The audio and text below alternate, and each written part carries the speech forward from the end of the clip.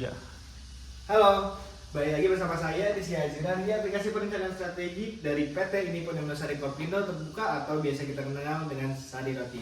Nah, di video pertama tuh kita udah melihat tuh bagaimana si Sari Roti itu menguasai pasar roti kemasan Indonesia dan bangsa pasar yang sangat besar, yaitu 90%. Nah, hari ini kita akan membayangkan bahwa Sari Roti itu tetap menjadi raja roti di Indonesia. Nah, mari kita mulai bagaimana aplikasi perencanaan strateginya.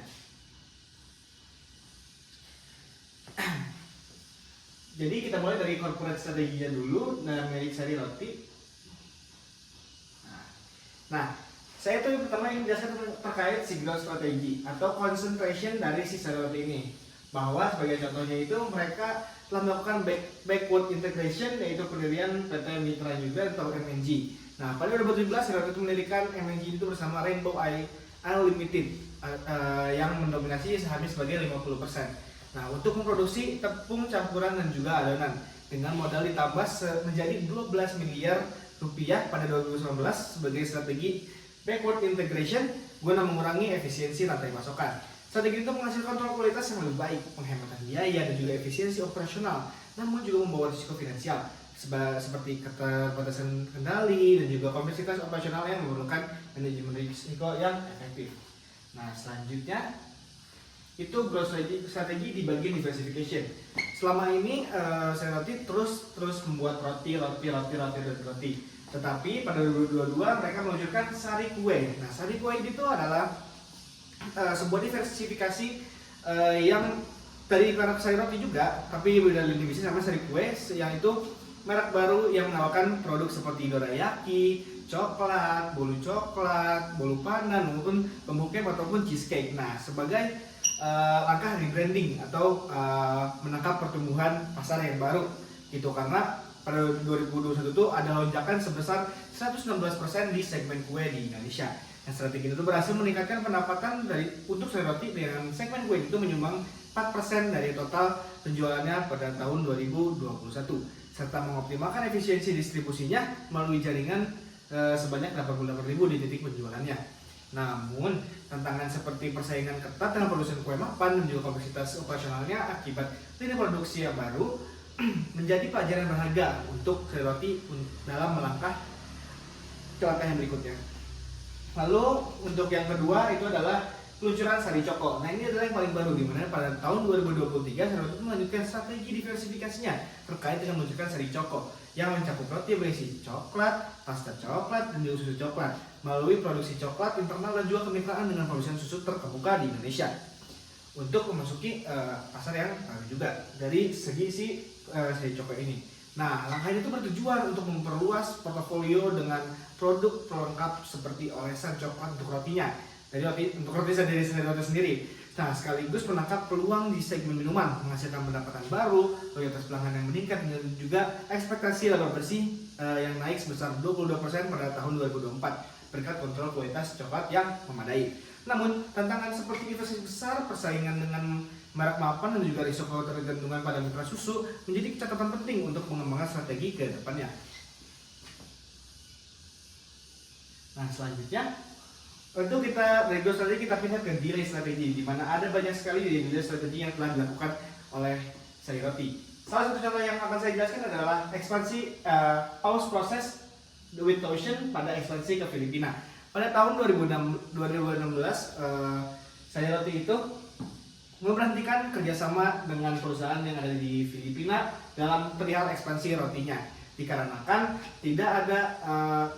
karena pendapatan yang sangat-sangat kecil didapatkan dari ekspansi tersebut mengakibatkan Sari Roti memberhentikan kerjasama dengan perusahaan yang ada di Filipina. Lalu selanjutnya itu ada di change strategi, di mana Sari Roti tidak membuka pabrik baru pada tahun 2014 sampai 2017. Nah, Sari Roti itu menerapkan strategi no change, di mana tidak membuka pabrik baru di Indonesia. Meskipun pertumbuhan ekonomi itu cukup lumayan tinggi di 5% per tahunnya, tetapi Sari Roti tetap mempertahankan 10 pabrik hingga baru membuka pabrik ke-11 di Batam pada tahun 2018.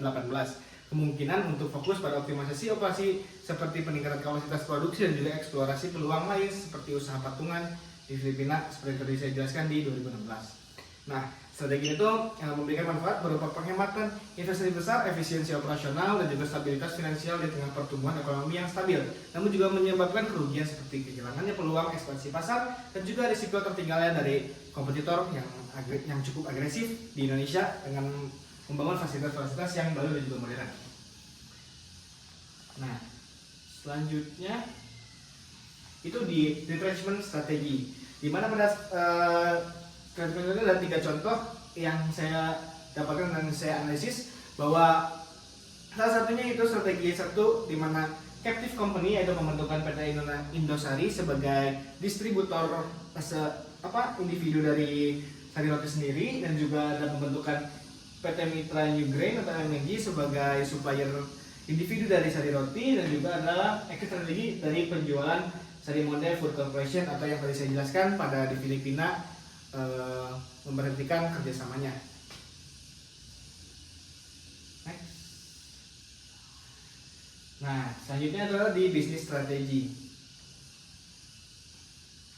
Nah, pada competitive strategi, pada timing tactics dari seri roti sendiri ada 4 langkah atau 4 kegiatan yang perlu dilakukan seri roti, di mana first mover dan juga last mover. Nah, first mover yang dilakukan oleh seri roti adalah memulai produksi roti massal di Indonesia pada tahun 1996 dan juga peluncuran sari kue atau membuat pasar roti di Indonesia itu berkembang menjadi pasar kue juga gitu. Nah, lalu last mover yaitu kegiatan sari roti yang mengikuti dari kompetitor-kompetitornya atau yang dia hanya mengikuti yang sudah pernah terjadi gitu. Seperti contoh ekspansi ke Filipina, dari dimana sebelumnya itu sudah ada dari kompetitor lainnya yang sudah pernah ekspansi ke Filipina, dan juga last mover coba menunjukkan sari coko, di mana banyak sekali selai coklat yang sudah ada di Indonesia, maupun susu coklat yang ada di Indonesia, maupun roti coklat yang ada di Indonesia. Nah, selanjutnya adalah competitive strategi di market location tactics, di mana Sarati melakukan flanking manuver sudah memasuki pasar Korea Selatan dengan menyuplai kue bermerek Coffee Bean by Sari Roti ke pelanggan rantai kopi yang kurang dilayani oleh kompetitor lokal seperti Mr. Brand dan juga Yamazaki Roti. Nah, ekspansi itu berhasil memperluas pasar ke Korea Selatan dengan populasinya yang sangat besar, itu 103 juta penduduk.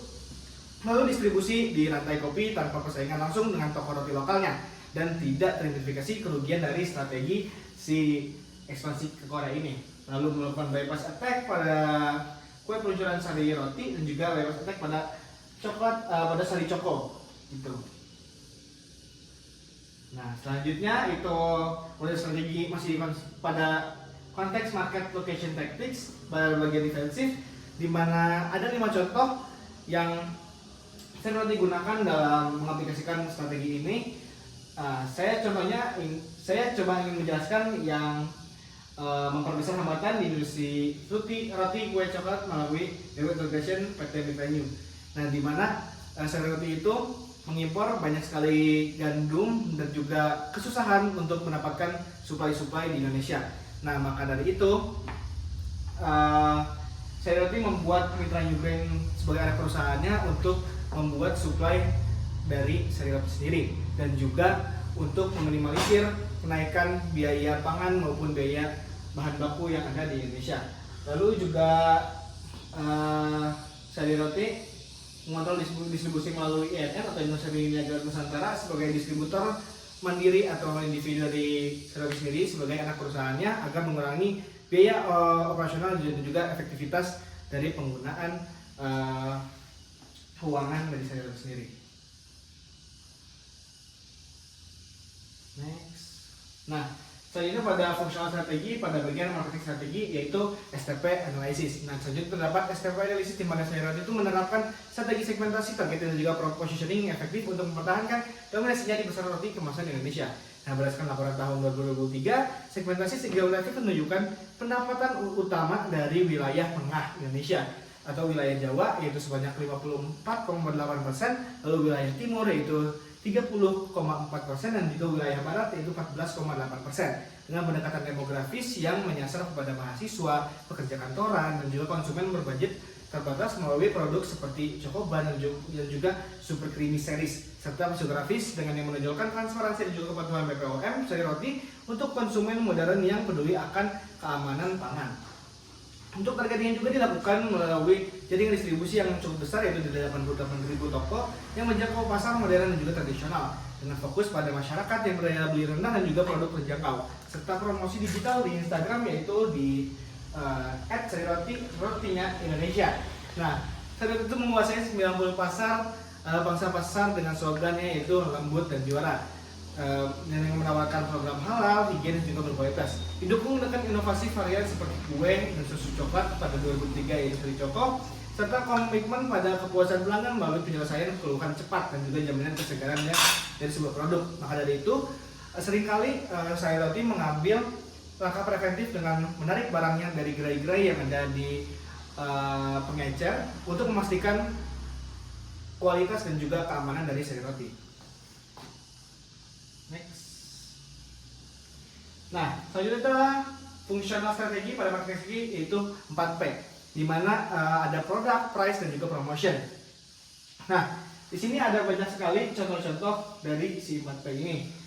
Nah, maka dari itu salah satunya yang saya coba jelaskan itu adalah aspek promotion untuk strategi sponsorship dan juga acara komunitas, di mana Sari Roti juga mensponsori banyak sekali acara komunitas seperti festival makanan, olahraga lokal, serta mendominasi roti untuk petugas medis guna meningkatkan visibilitas merek dan juga berhasil membangun citra positif yang menarik pelanggan baru melalui keterlibatan masyarakat, meskipun menghadapi tantangan pada biaya sponsorship yang besar yang dapat juga membebani anggaran pemasaran jika tidak dikelola dengan baik.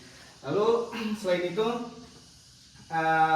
ada price penerapan harga kompetitif yang terjangkau, di mana Sari Roti memiliki harga yang cukup murah dan cukup bisa dijangkau oleh semua kalangan di seluruh Indonesia, dan juga promotion media sosial dan juga interaksi digital, di mana banyak sekali kegiatan-kegiatan social media marketing dilakukan oleh Sari Roti, namun sayangnya kurang terdengar oleh masyarakat di Indonesia karena mungkin kurang unik ataupun kurang pada biaya promosi yang dilakukan oleh Sari Roti sendiri, dikarenakan banyak sekali kegiatan-kegiatan atau interaksi di IG Sari Roti, seperti Sari Roti kreasi, menu kreasi Indonesia, banyak sekali menu-menu yang dikembangkan dari produk-produk Sari Roti sendiri, seperti roti tawar ataupun roti-roti coklat lainnya yang bisa dikembangkan dengan variasi produk makanan di Indonesia.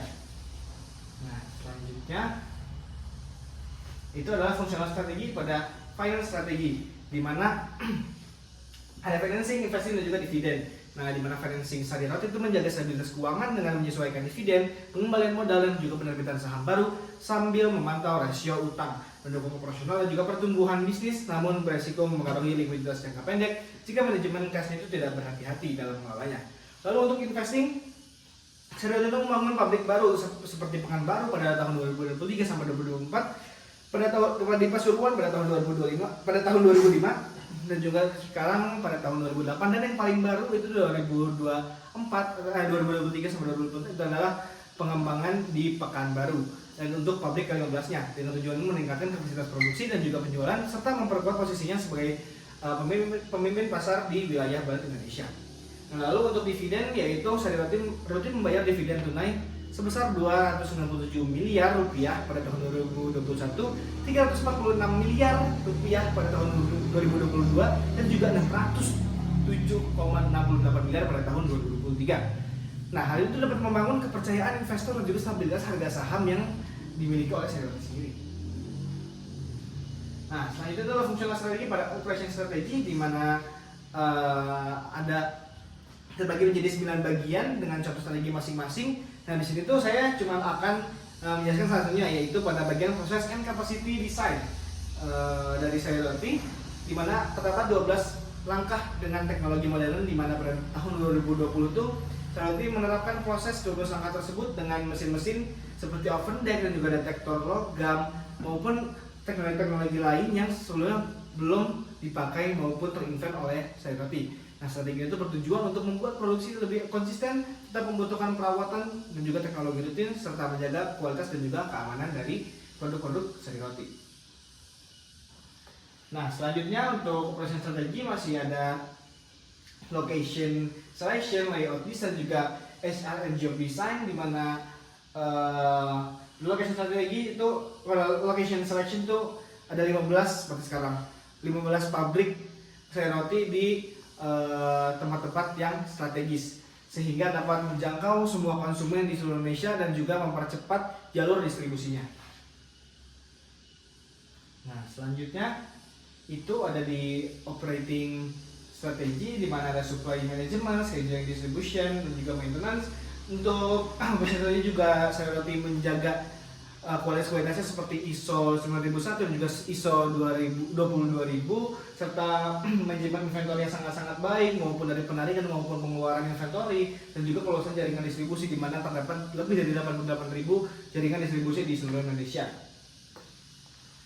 Nah, selanjutnya itu dari HR, ada procurement, ada development, dan juga maintenance, di mana untuk procurement sendiri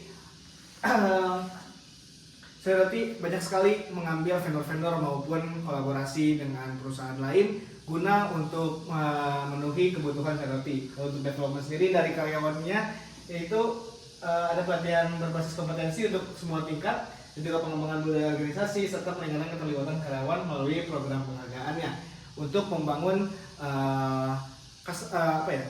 branding dari si karyawan tersebut menjadi lebih baik dan membangun environment yang lebih baik di antara karyawan Sari Roti. Nah, berikut adalah PCG matrix dari Sari Roti, di mana Sari Roti berada di cash cow, sedangkan kompetitor lain itu berada di question mark dan juga star. Nah, Sari Roti itu berada di cash cow karena mendominasi pasar roti massal Indonesia dengan pangsa pasar 90% yang didukung dengan distribusi luas di lebih dari 88.000 titik penjualan, 115 pabrik sekarang, dan juga jingle ikonik yang sering banget kita dengar, yaitu Sari Roti, Roti Sari Roti. Nah, serta penghargaan seperti Top Brand Awareness dari 2021 sampai 2024. 4 tahun mereka mendapat Top Brand Awareness, dan juga sertifikasi ISO 9001 pada tahun 2008, dan juga fokus pada optimalisasi pasar domestik dengan inovasi untuk mempertahankan keuntungan yang stabil. Nah, itulah blueprint strategi dari Sari Roti, atau rencana-rencana strategi yang pernah dilakukan oleh Sari Roti, dari pertumbuhannya, diferensiasinya, dan juga efisiensi yang menjaga peran mereka berada di puncak klasemen roti massal di Indonesia. Tapi bagaimana mereka mewujudkan rencana ini? Ikuti video ketiga untuk melihat cara implementasi dari Sari Roti. Terima kasih, dadah.